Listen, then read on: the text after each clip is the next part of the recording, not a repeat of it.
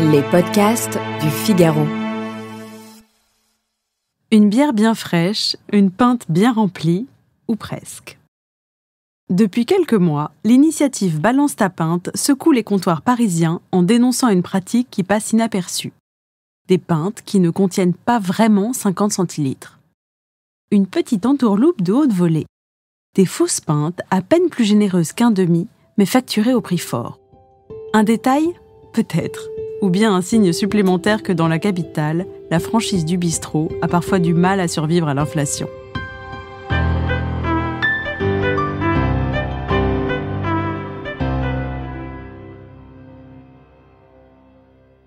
Vous avez l'impression que votre pinte descend un peu trop vite ? Vous n'êtes pas seul, et ce ne sont pas forcément les prémices de l'ivresse qui vous jouent des tours. Le site et compte Instagram Balance ta pinte a mis le doigt sur une pratique méconnue de certains bars où les pintes ne sont pas à la hauteur de ce qu'on vous promet, à savoir 50 centilitres. En creusant la question, les fondateurs ont découvert que ces verres qui donnent l'illusion visuelle d'une pinte ne contiennent en vérité que 37,5 centilitres de bière. Tout réside dans leur épaisseur, qui réduit la contenance de manière significative. Pour alimenter leur démarche, le couple a mis en place un formulaire en ligne qui permet aux consommateurs de signaler les bars concernés. Sur les réseaux sociaux, le sujet fait réagir et prend de plus en plus d'ampleur. Certains week-ends, Balance ta pinte enregistre jusqu'à 50 signalements par jour. Pourtant, même dans les établissements pointés du doigt, la pratique semble méconnue des serveurs eux-mêmes. Après des visites dans plusieurs bars référencés par le site, le constat s'avère implacable puisque les verres semblent être bien des versions en 37,5 centilitres et non en 50 centilitres.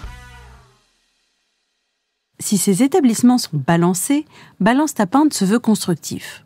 Le but n'étant pas de pénaliser les bars, mais simplement d'encourager plus de transparence. Une initiative qui commence à porter ses fruits, avec tout récemment un bar régulièrement signalé ayant changé ses verres pour ses modèles respectant bien les 50 centilitres, ce qui n'est pas la moitié d'une première victoire. Preuve du succès de l'initiative, une abonnée s'est rendue dans l'un des bars cités sur la liste. Et là, après une discussion un peu animée avec le responsable affirmant qu'il s'agissait bien du modèle de verre vendu chez Métro, justice lui a été rendue et elle aura pu enfin se voir servir une pinte digne de son format. Si cela peut paraître anecdotique, sachez pourtant qu'il existe une loi qui interdit formellement ce genre de pratique. La législation française stipule en effet que depuis 1935, la loi impose que la contenance des verres soit gravée de manière visible, exprimée en litres, décilitres ou centilitres. Une mesure censée garantir une information fiable aux consommateurs. Selon les données recueillies par Balance ta pinte, entre 250 et 300 établissements auraient déjà été signalés. Pour l'heure, 70 sont déjà affichés sur le site, tous situés à Paris. La morale de l'histoire, comme souvent, il faut garder l'œil ouvert, ne pas hésiter à demander la contenance exacte du verre, à lire les cartes attentivement et à choisir ses adresses avec le soin que méritent les vraies soifs. Je vous laisse méditer là-dessus.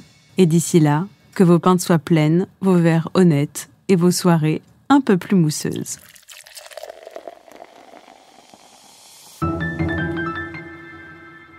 Merci d'avoir écouté ce podcast. Je suis Alicia Doré, journaliste vin. Vous pouvez retrouver Parlons Vin sur Figaro Radio, le site du Figaro et toutes les plateformes d'écoute. Si vous avez aimé cet épisode, n'hésitez pas à vous abonner et à donner votre avis. À bientôt.